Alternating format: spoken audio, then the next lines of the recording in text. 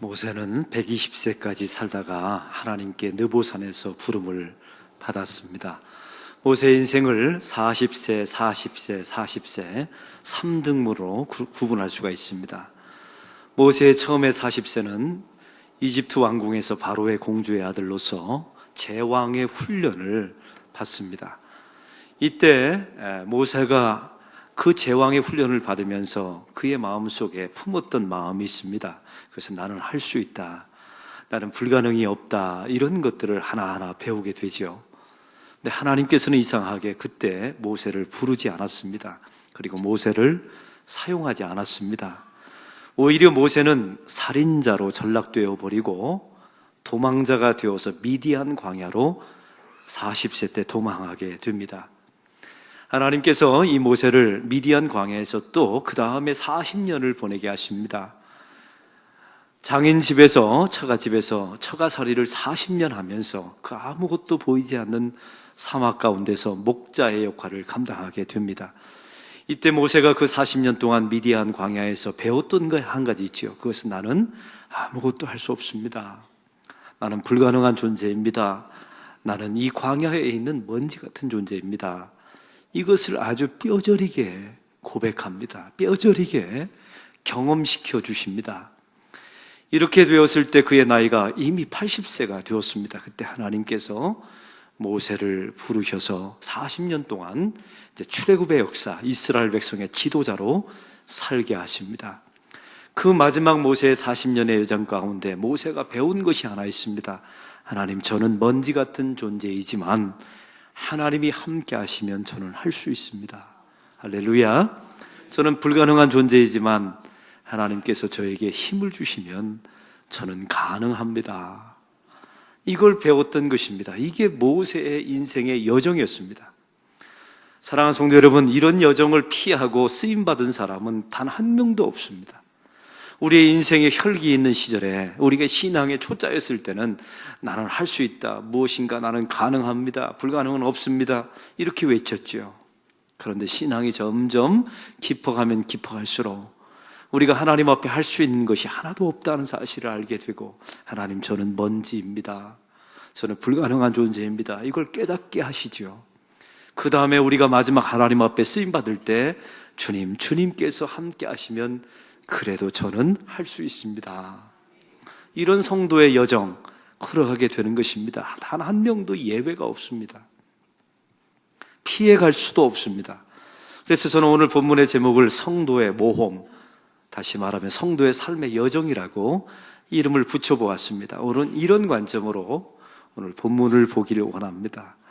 오늘 본문은 예수님께서 풍랑 속에 두려워하고 있는 제자들에게 걸어서 나타나신, 바닷 가운데 걸어서 나타나신 장면을 소개하고 있죠. 근데 이 말씀의 앞부분에 보면 오병이어의 기적이 나와 있습니다. 우리가 알다시피 오병이어의 기적은 들판에서 장정 5,000명에게 우리 예수님께서 물고기 2마리와 보리떡 5개로 먹이셨던 사건이었습니다. 성경은 이것을 기적이라고 말하지 않고 표적이라고 말합니다. 왜냐하면 그 백성들을 배불리 먹게 하는 것이 이 기적의 목적이 아니었기 때문에 그렇습니다. 하나님께서 예수님을 통해서 이 기적을 일으키신 목적은 표적이었습니다. 그것은 바로 구약의 백성들이 그들이 예언 가운데 이 땅에 오실 메시아는 생명의 떡으로 오실 것이라는 구약의 예언이 있었습니다. 우리 예수님께서 그것을 실현하시려고 백성들에게 떡을 먹이신 겁니다. 보아라, 내가 구약에 예언된 생명의 떡 메시아다, 이걸 말씀해주고 싶었던 겁니다. 그런데 이 광야에서 떡을 먹었던 사람들은 참 이상하게 예수님이 메시아라는 사실은 알아보지 못하고 떡만 먹고 끝났습니다. 더 놀라운 것은 예수님을 자기 자신들의 왕으로 추대하려고 했습니다. 왜냐하면 예수님을 왕으로 삼으면 우리의 배고픔이 사라질 것이라고 여겼기 때문입니다. 이게 바로 성경이 말하고 있는 세상 풍조였습니다. 세상의 모든 종교와 토테미즘, 샤머니즘에 공통된 도식이 있습니다. 혹시 여러분은 예수를 믿으면서 내가 혹시 이 세상의 풍조에 물들지는 않았나, 이런 생각 혹시 해본 적은 없습니까? 제가 한번 증명해 보겠습니다. 세상의 모든 종교와 모든 세계관, 모든 토테미즘, 샤머니즘은 다음과 같은 도식을 가지고 있습니다. 여기 한 성도가 지극정성과 열심을 다합니다. 헌금을 통해서 또 신을 받드는데 정성을 다하죠. 열심을 다합니다. 그러면 사람들이 생각할 때 나의 열심을 통해서, 나의 헌금을 통해서 신의 마음이 감동될 거라고 생각해요.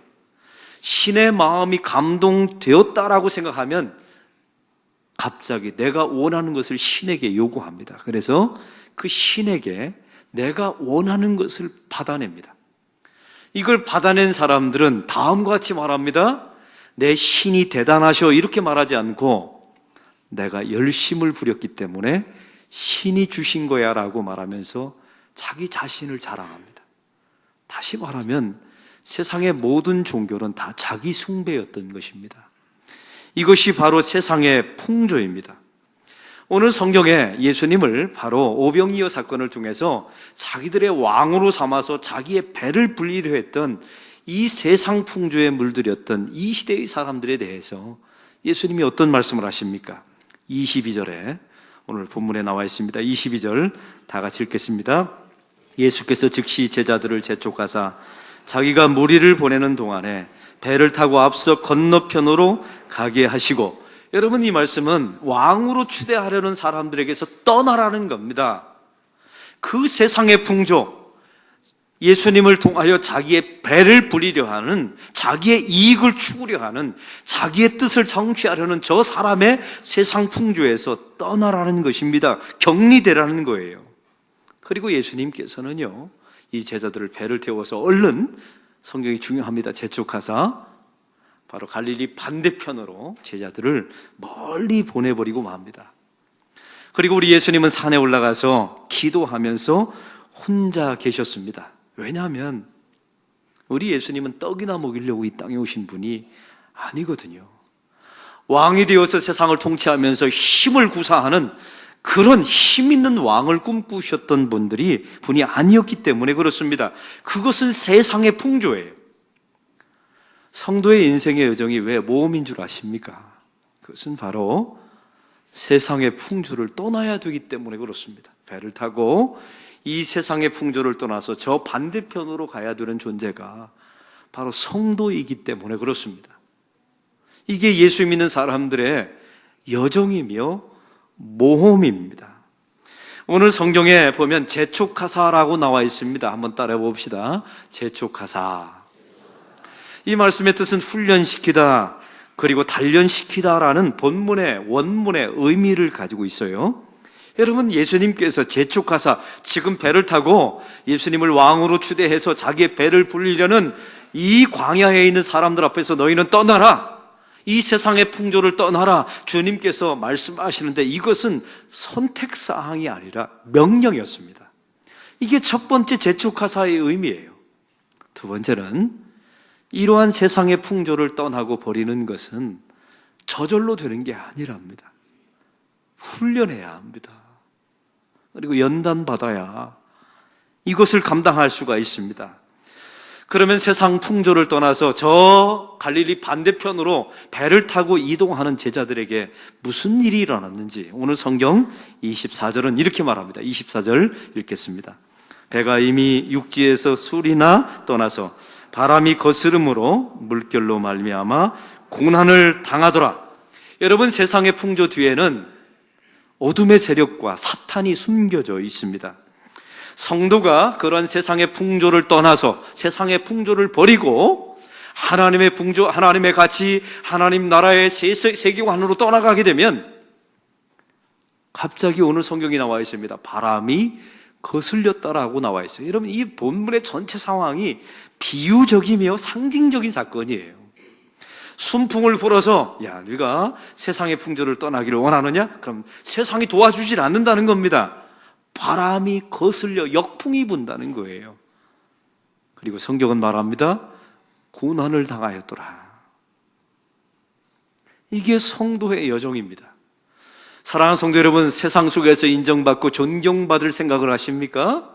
그런 사람은 이미 세상의 풍조에 동화되어 있을 가능성이 많아요. 우리가 세상의 가치와 세계관, 세상이 가지고 있는 이 모든 종교, 토테미즘, 샤머니즘의 도식을 버리고 하나님을 경외하고 섬기면 역풍이 봅니다. 그리고 고난을 당합니다. 근데 성도는 이 길을 가셔야 돼요. 왜냐하면 그게 예수 믿는 길이기 때문에 그렇습니다. 제가 우리 안락교회 부임해서 후반부로 갈수록 이제 점점 5년, 6년, 9년 지나갈수록 그 설교 시간에 점점 기복주의를 강타하고 현세주의, 만모니즘, 또 동성애 이런 문제, 세상의 풍조를 철저하게 이렇게 질타하는 설교를 제가 많이 했습니다.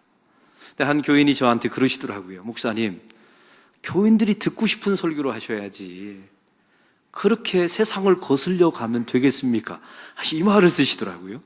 참 기가 막히죠? 세상을 거슬려서 가면 되겠습니까? 교인들이 불편해합니다. 이 새신자가 예수 믿지 얼마 안 된 분이 솔직하게 표현하시더라고요. 그분은 이제 예수를 믿기 시작했기 때문에 저는 충분히 그럴 수 있다고 생각해요. 그러나 목회를 하면 할수록 우리가 세속주의, 현세주의, 만모니즘, 기복주의, 이 세상에 동성화되고 이렇게 타락해 되는 세상에 대해서 우리가 철저하게 저항해야 합니다. 할렐루야. 그게 예수 믿는 사람의 길이기 때문에 그래요. 역풍을 만나도 좋습니다. 고난이 있어도 좋습니다. 그래도 가야 합니다. 왜요? 우리가 성도니까요. 부림받은 거룩한 무리니까요.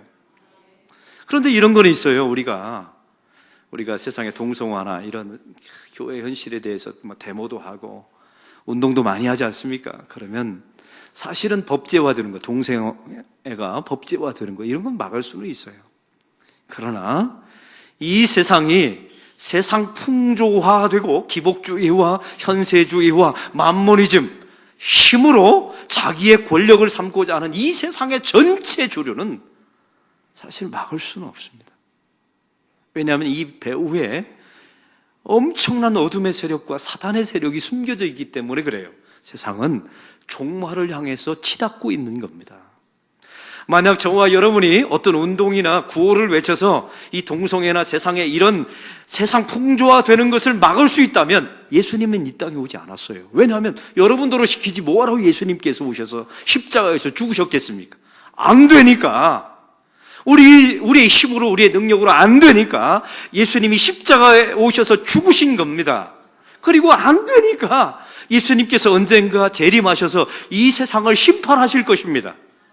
그런데 성도는 왜 우리가 이런 기복주의를 막고 현세주의, 만모니즘을 왜 철저하게 막고 동성애를 반대하면서 왜 우리가 하나님의 백성들이 외치며 살아야 합니까? 우리는 거룩한 성도니까요. 세상의 전체 기류는 막을 수 없지만 종말을 향해서 치닫고 있지만 우리만큼은 하나님의 백성만큼은 거룩한 순결함을 지켜내셔야 합니다. 왜냐하면 우리가 주님의 거룩한 신부이기 때문에 그렇습니다. 할렐루야.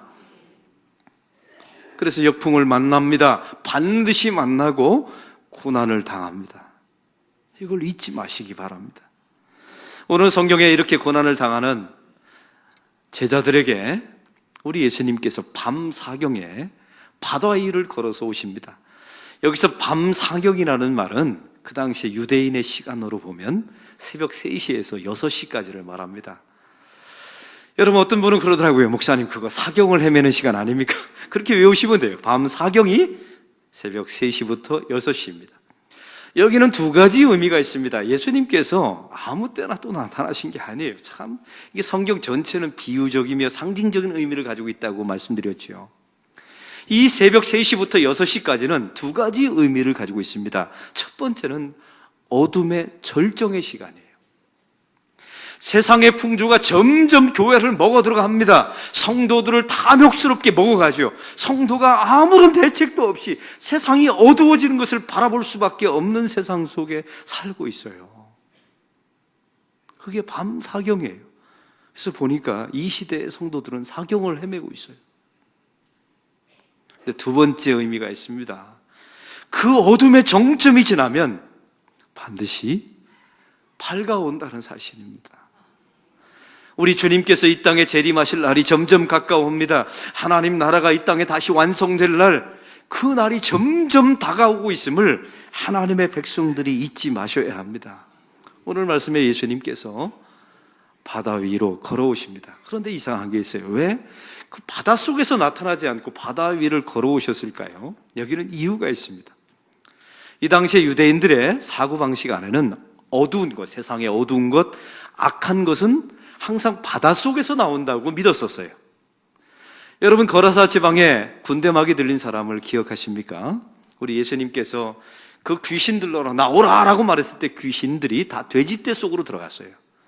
나중에 보면 그 돼지떼가 치 달려서 어디로 빠져들어갑니까? 바다로 들어갑니다. 왜냐하면 그런 장면을 보면서 사람들의 머릿속에는 야, 더럽고 이 이상한 것들은 항상 다 바다에서 나온다라고 생각했어요. 근데 우리 예수님께서는 바다에서 나오지 않고 바다 위를 걸어오셨습니다.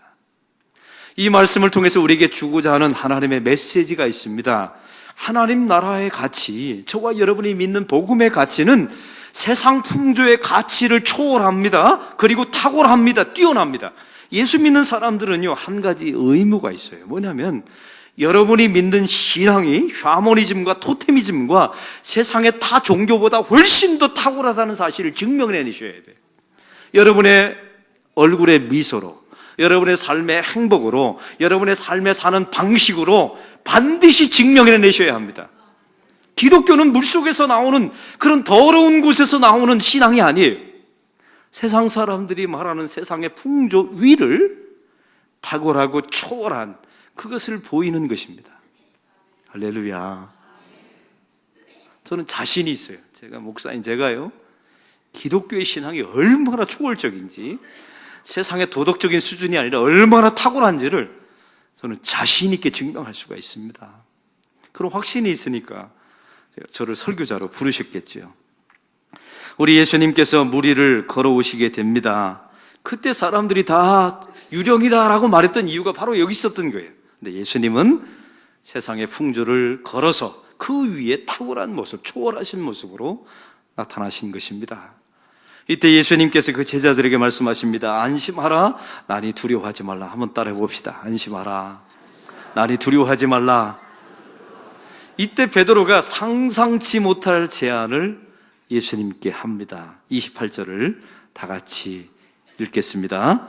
베드로가 대답하여 이르되 주여, 만일 주님이시거든 나를 명하사 무리를 오라 하시소서 하니.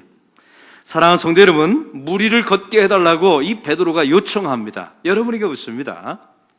이 베드로가 왜 무리를 걷게 해달라고 요청했을까요? 여기는 이유가 있었어요. 베드로가 예수님을 따랐던 삶의 방식과 똑같습니다. 무엇이냐면 베드로는 항상 예수님 앞에서 자신감이 있었어요. 다른 사람은 다 부인할지라도 나는 주님을 부인하지 않겠습니다 말했던 사람이에요. 주는 그리스도이시요 살아계신 하나님의 아들입니다 라고 말했던 사람입니다. 예수님께서 잡혔을 때 칼을 가지고 말구의 귀를 내리쳤던 똑같은 검을 쓰는 사람이었어요. 이 베드로가 가지고 있는 것은 이렇습니다. 예수님으로 나의 힘을 삼아서 내가 무엇인가 과시하고 싶은 욕구가 있었던 거예요. 그래서 나를 무리를 걷게 해달라고 말합니다. 여러분에게 묻습니다. 성경에 나타난 모든 기적의 목적은 뭐라고요? 표적이라고 말씀드렸어요. 예수님이 누구심을 나타낸다고요? 메시아의 심을 증거하는 거예요. 그럼 묻습니다. 베드로가 무리를 걸을 필요가 있어요, 없어요? 없어요. 베드로는 메시아가 아니거든요. 걸을 필요가 없어요. 그런데 걷게 해달라고 말합니다. 왜요? 내가 걸어서 나 자신을 증명하고 나 자신을 과시하고 나 자신이 얼마나 대단한 존재임을 보여주기 위한 것이었습니다. 그런데 베드로는 본래 이런 사람이 아니었어요. 여러분 기억나세요? 베드로가 누가복음 5장에 보면 예수님을 처음 만난 장면이 나옵니다. 베드로가 밤새도록 예수님을 한 번도 만난 적이 없었죠. 그런데 밤새도록 고기를 잡다가 이제 고기를 못 잡았어요. 새벽쯤에 낙심해서 그물을 씻고 있는데 예수님께서 찾아오십니다. 그리고 말씀하시죠. 저 깊은 데에 가서 그물을 던지라. 가서 던졌더니 그물이 찢어질 정도로 잡힙니다. 이때 베드로가 예수님에게 첫 번째 했던 말을 기억하십니까? 주여 나를 떠나소서 나는 죄인이로소이다 라는 말을 합니다. 여러분 좀 생뚱맞지 않습니까? 이 말은 베드로가 한 말이 아니라 그 안에 계신 성령께서 베드로의 입술을 통해서 말하게 하신 것입니다. 이게 복음의 내용, 이게 진짜 복음의 내용이었던 겁니다. 진짜 베드로의 진실의 얼굴이었던 거예요. 주여 나는 죄인입니다. 내가 당신을 감당하지 못하니 나를 떠나소서. 이게 베드로의 본래 모습이었어요. 근데 베드로가 예수님을 3년 동안 따라다니면서 이 진짜 복음에다 무엇인가를 자꾸만 덧칠합니다. 무엇인가를 자꾸만 더해요. 그걸 더해서 자기 자신을 과시하려고, 다른 사람은 다 부인할지라도 나는 부인하지 않겠습니다, 이런 말을 감히 합니다. 세상의 힘을 사용해서 말고의 귀를 잘라버리는 일을 해요. 근데 예수님께서 여러 번 경고하셨잖아요. 주는 그리스도이시요 살아계신 하나님의 아들입니다 라고 말했을 때 예수님께서 뭐라고 말씀하셨어요? 바요나 시몬아 내가 복이 있도다. 이를 알게 하니는 내가 아니라 내 안에 계신 하나님께서 알게 하셨다고 분명히 말씀했잖아요. 이런 베드로가 어떻게 됩니까? 예수님을 3번 모른다고 부인합니다. 그리고 디베라 바닷가로 도망가죠. 이 무리를 걷게 해달라고 말했던 이 베드로는 자기의 본래 신앙, 하나님께서 주셨던 주님 저는 죄인입니다, 당신을 감당할 수 없습니다, 저를 떠나주세요, 이 진짜 복음에다가 3년 동안 무엇인가를 덕지덕지 바른 거예요. 근데 주님께서 그걸 폭로시켜 버립니다. 봐라, 너 기껏 한 일이 나를 부인하고 배신하고 맹세하고 결국 도망가지 않더냐. 이 베드로가 디베라 바닷가로 터벅터벅 걸어갔을 때 저는 상상해 봅니다. 무슨 생각을 하면서 걸어갔을까요? 야, 나는 이 정도밖에 안 되나? 나는 정말 이 정도밖에 안 되는 인간이었나?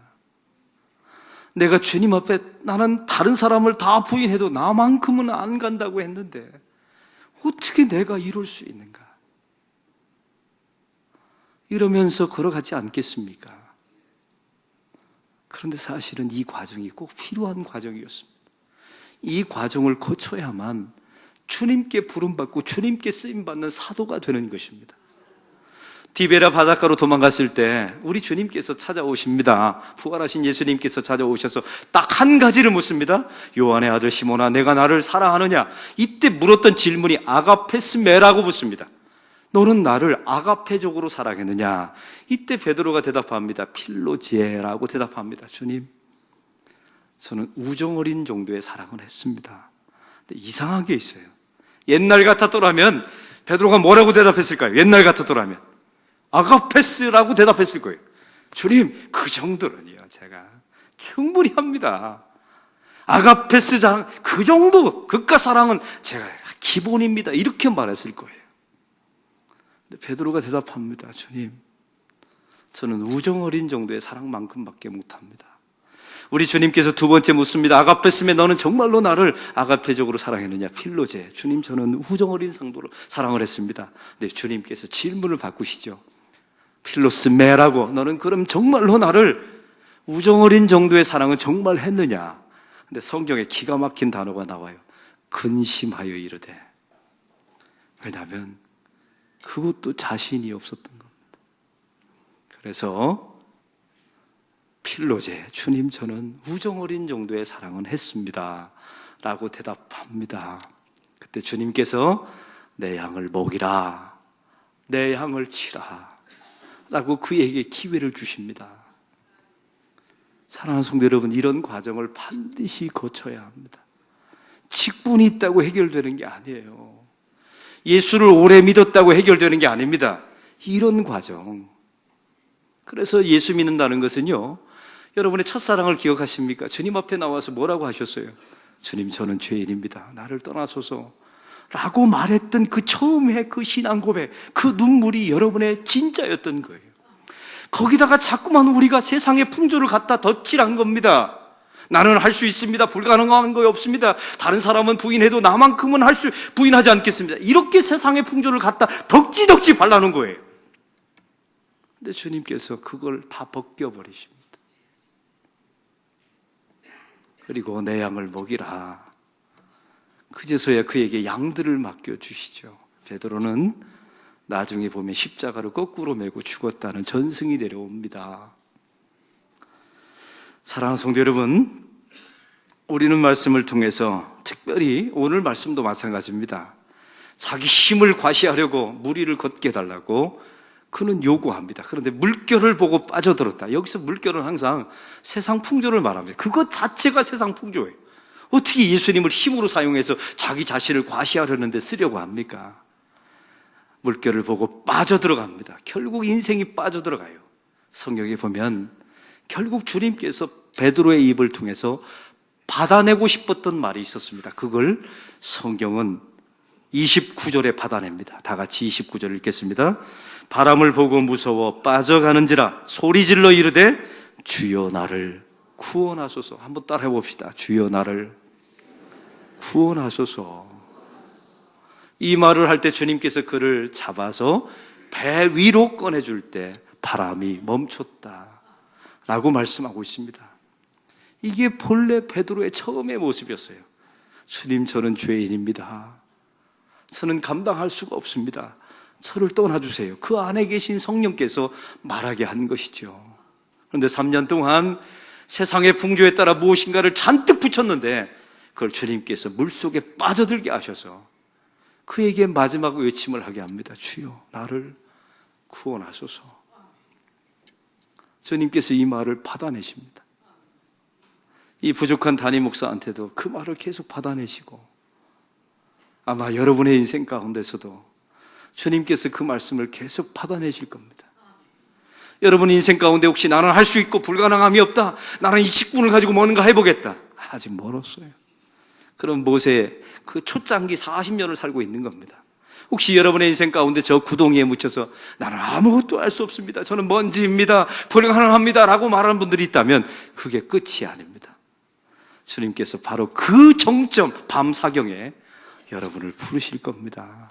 그때 여러분은 주님께 주여 나를 구원하소서 이렇게 말하면 주님께서 여러분을 꺼내주실 거예요. 그때부터 이제 사도로 살아가는 겁니다. 그때부터 그제서야 하나님의 일이 펼쳐지는 거예요. 그때부터 열매가 있는 겁니다. 그때부터 그제서야 하나님께 쓰임받는 도구가 되는 겁니다. 목사가 되어서 쓰임받는 게 아니에요. 이 단계를 철저하게 거칠 때 마지막 순간에 주여 나를 구원하소서, 주님밖에는 길이 없습니다. 그때 주님께서 우리 손에 양들을 맡겨주실 겁니다. 여러분을 통해서 건축이 이루어질 것입니다.